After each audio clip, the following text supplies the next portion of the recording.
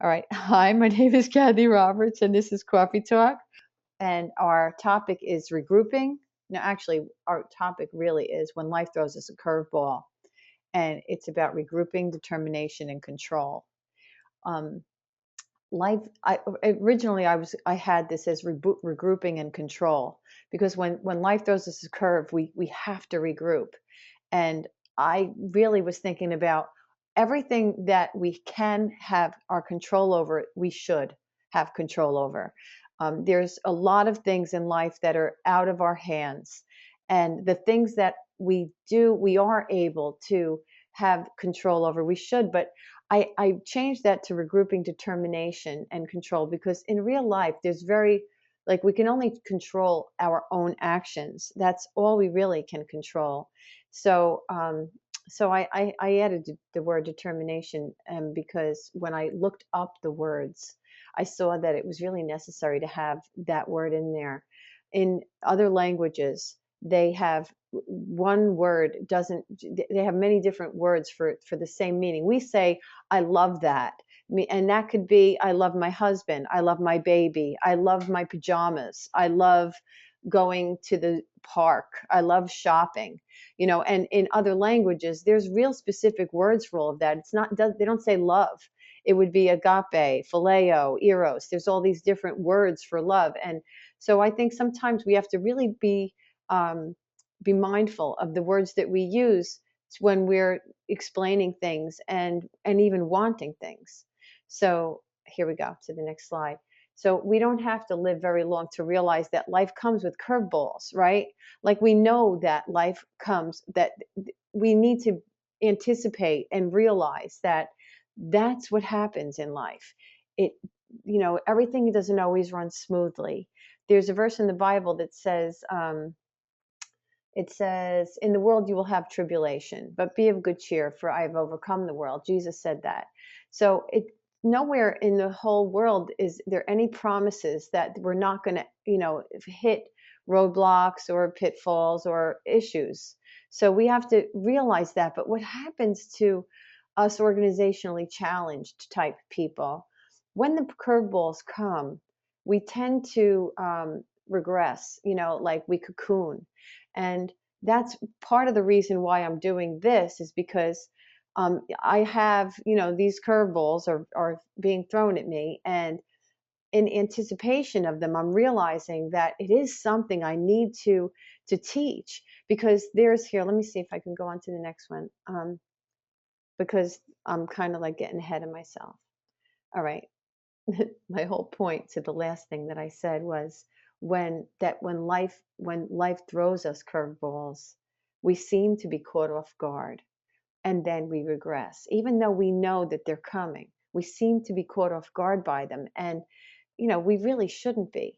So the reason that I'm doing this particular topic is because I am experiencing those curveballs right now.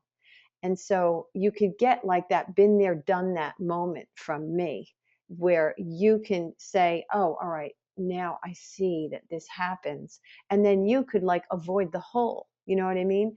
Because immediately when things begin to, like come across my path that aren't, not good, not what I want to happen, something that isn't in the cards, that's not the way I wanted this hand to play. The first thing that happens for me is I want to go to bed with a pint of Haagen-Dazs and a spoon. Now I don't do it because I've learned that that it doesn't serve me, and that eventually I do get out of bed and I have to address the things. And so what I'm trying to do here is to help you to avoid the hole that happens when we get those curveballs. Now, when those times come, when the time comes that those things come across our paths, we feel frozen, right? I know that everybody could relate to this, right? Feeling frozen, feeling like you can't move, you don't know what to do. So what do we do?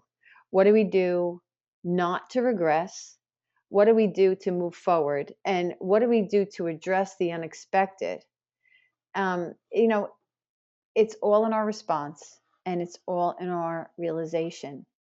A lot of times what happens is we sabotage our good, um, all of our good that we've done, everything that we've moved ahead on. Sometimes things get sabotaged, and a lot of times that's based on our, just our, what's it called, our comfort zone, that it's something that we're not used to having all of this good. So we'll kind of sabotage it because we know that it feels better to be in more familiar than not familiar. And then we learn that, no, I'm not going to sabotage this. This is good. If I feel this good for long enough, it will seem okay. And then I won't feel like I have to stop it anymore.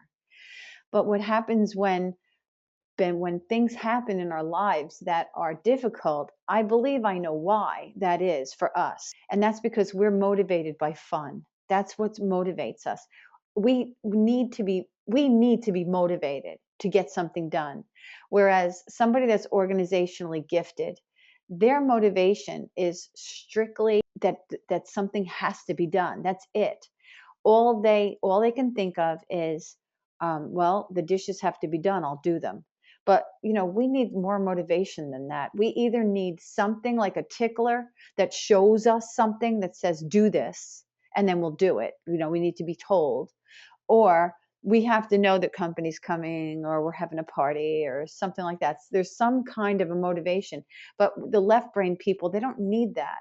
Now, when we have things happen in our lives that's not fun, that is difficult, well, of course we're going to shut down because we don't see any there's nothing fun about whatever's happening right now. So there's nothing that could kick in that would get us to do the mundane, to do what isn't fun. We know, scrubbing the floor, all of that, it isn't fun.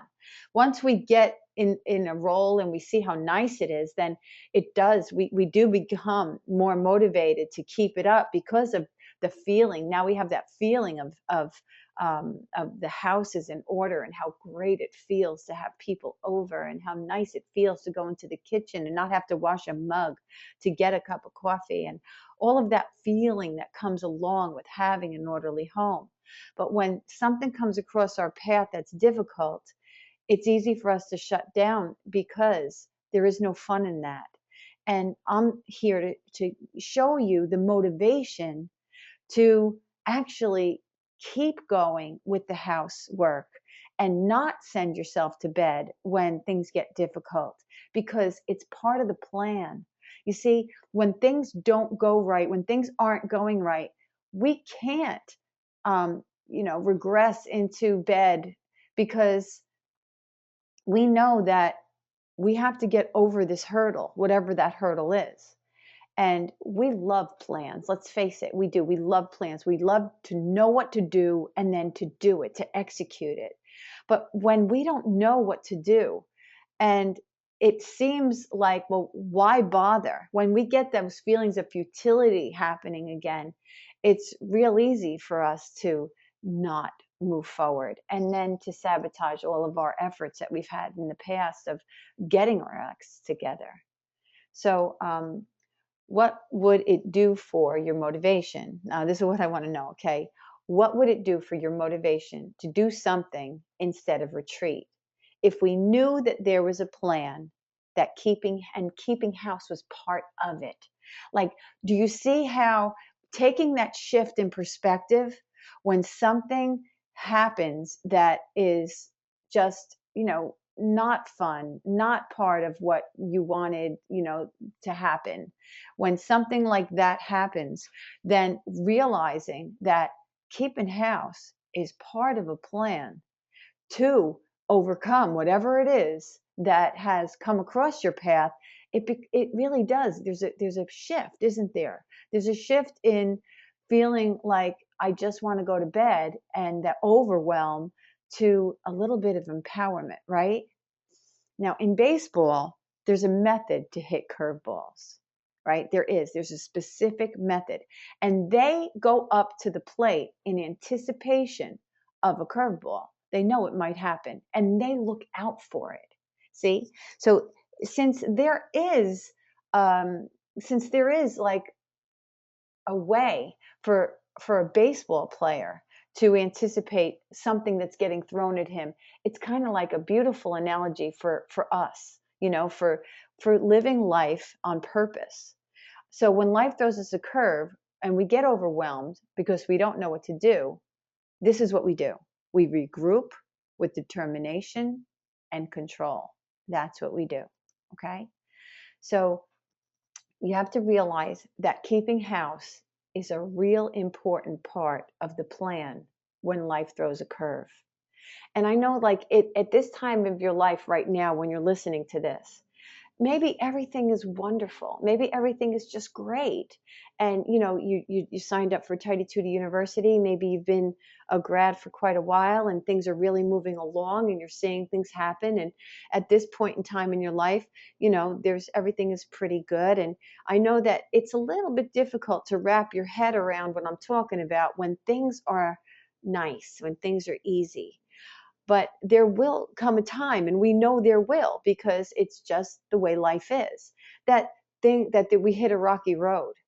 And so when that happens, this is when you want to, keep this in mind, okay? It's not time to freeze, all right? It's not time to freeze. And that keeping up with our organizational goals, it's part of the solution, okay?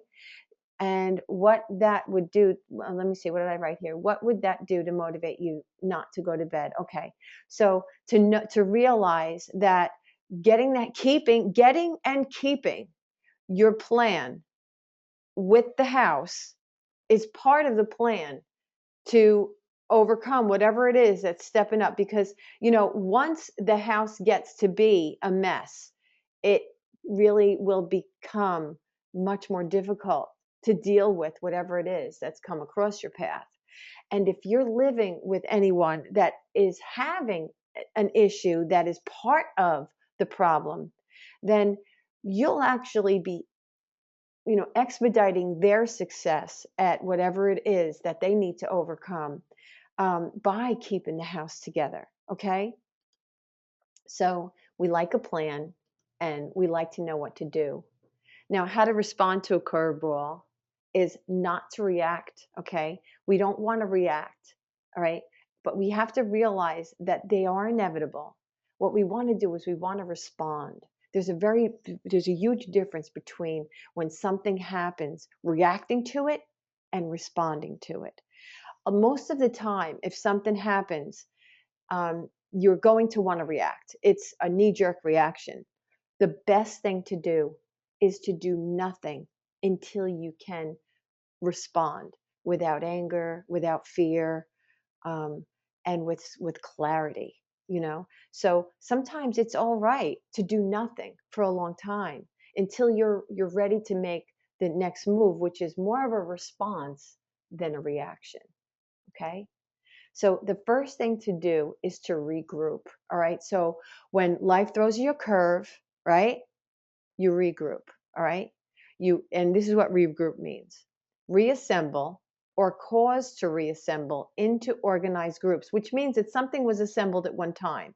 All right. So things were moving along nicely, and then suddenly things are not moving along nicely anymore. They're not assembled. All right. Now, this is typically after being attacked or defeated. All right. So that's what the first thing you have to do is you have to regroup. Okay. You have to take a look at everything and respond to it by saying, okay, how am I going to reassemble this? Okay.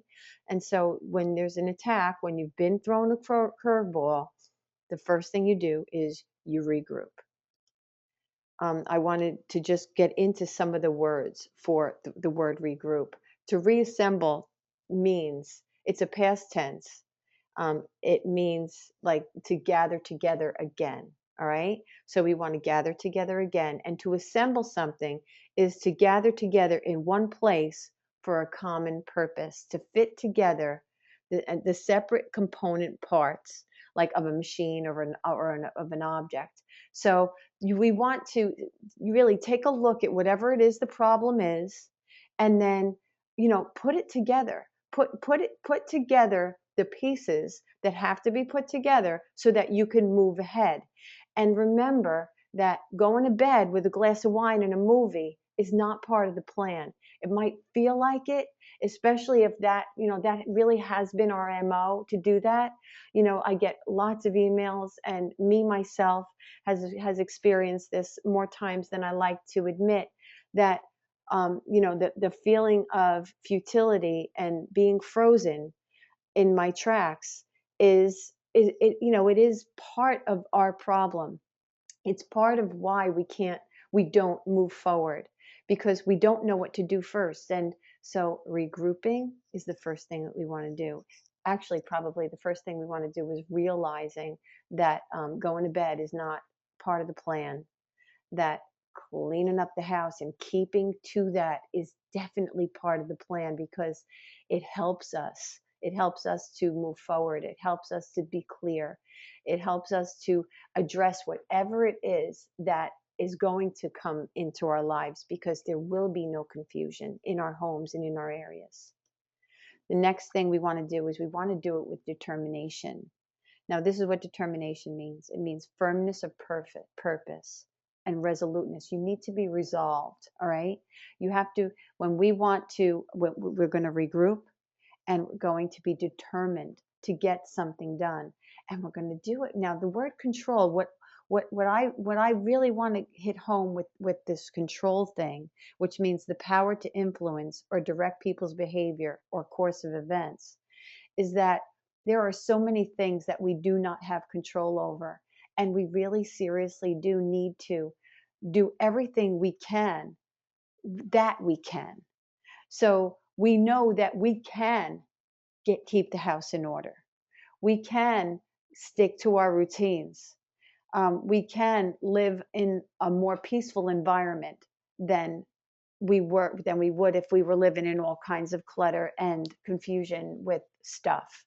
We can, some of the things we can do is, maybe we can't control what happens in our health, but we can take the very best care of ourselves that is possible, instead of, sabotaging our health with bad food and, drinking things that are not good for us, making sure that we have fresh water, and, squeezing lemon in water is really good, because it makes it alkaline, and our bodies are better alkaline. So there's a lot of things that we do have control over, and those are the things that we need to move forward with. The things that we can do, we should be doing. So we don't want to live life in a default mode. We want to be intentional. We want to live our life by design, not by default. And we do end up living our life by default when we don't respond to things, and when we're just reacting, when we're just doing what we've always done before. We're living our lives in a default mode, and it's not healthy, it's not good, and it's not empowering. We are people and not animals, and it's a really wonderful thing that we have that kind of availability to us, that we don't go by instinct, we go by desire. So it's something that is like a gift. And a lot of times what we'll do is we'll throw that gift away by feeling like there's nothing we can do. And I do understand that when we feel overwhelmed, it feels right to just go to bed, because it's almost painful. But if you have a plan, and you realize that this plan is part of the solution, and part of the solution is keeping the house in order, even though it seems like, well, it's such a stupid little thing, isn't it? Big deal. The big problem that I have, keeping the house in order, but it isn't a stupid little thing. It's a huge thing. Let me think. A thought just went right out of my mind. Oh, I know. Like taking a shower might seem like a silly thing, but it's not, because without the shower, you can't get the job, you can't keep the friend, you can't get a husband, you can't get a wife. I mean, it might, because nobody would want to be around you. You don't bathe. So it might seem like, well, what's the big deal? That's not so important. It's very important. So it really is the same thing with what we've got going on in our homes. when something comes across your path, you're going to immediately have a knee-jerk reaction to toss everything and go to bed. And so I wanted to, give you my 2020 that it's not the time to do that. That it really is the time to be way more committed to, keeping your routines and keeping with what it is that you've started out to do to get organized. We can live life prepared for curveballs, being aware and living every day and moment on purpose. So there's this quote that I really liked. It said, when life throws you a curveball, hit it out of the park. See, curveballs don't have to be something that are defeating for us. It could be something that actually moves us to a higher level, a better place. And we can, if we look at it that way, like, wow, well, this is here. So it's something that I have to address. How can this help me be a better person? How can this grow me? How can this help me when all is said and done to look back and actually be glad that that happened? See, the thing is too, we know that no matter what happens in life, time is going to pass, no matter how you respond to it, no matter how you act during it. And even if it is something that's sad, I don't mean like as far as somebody dying is concerned. Of course, there's a time to grieve. I don't mean that. I mean things that just aren't, just not happy, like maybe you lost a job, or maybe there was a breakup. Maybe you had a breakup, something like that. Maybe you're dealing with family issues. These things are going to happen. Your life is going to be lived, whether or not you deal with it wisely or unwisely, whether you deal with it with joy or sadness. So you might as well, do the best you can with the moments in time, because it's the moments that you have right now to live in. It is what you've got. You know what I mean? So that's it. I hope I did it justice. I feel like I didn't. So that's it. That's our coffee talk for today. That when life throws us curves, that we need to, realize that sending ourselves to bed is not the solution. And that is what it is that's going to happen. I can tell you that. Okay. I can tell you that without any hesitation, that when something happens in your life while you're going through getting organized and wanting to change your life in so many ways, that you're going to want to throw in the towel and go to sleep, or just sit down and watch television, or whatever it is, feel sorry for yourself and complain and whine, whatever. It's not the time to do that. It isn't. You're going to have to please take my 2020 and step over the hole and, get yourself a plan, instead of feeling like it's futile. And what does it matter anyway? It does matter. It matters a lot. All right. So I'll take any comments if you would like, or any questions. I can unmute you if you'd like me to. Marianne said, oh man, this so spoke to me, this whole class today. Oh, I'm so glad. For me, Insiders is part of my plan for sure. Coffee Talk rocks. Thanks, Marianne. And I mean, really, as much as all of us are here for each other, and I really do sincerely believe that we can't move forward on our own in so many ways. And it's that way in the whole world. I mean, people, I was the last man that I was seeing. He was a vice president in a company and had a lot of responsibilities, and he was very, was really good at what he did. So my whole point to talking about that is that they have like mentoring meetings. These people, like they're all of their higher, the people in the company that are in the high end of it. They have meetings where they mentor each other. And then they have a level just below them of people that they mentor. And then those people mentor each other. And it goes all the way down from there. We understand that there's people in that go to gyms and they need a personal trainer.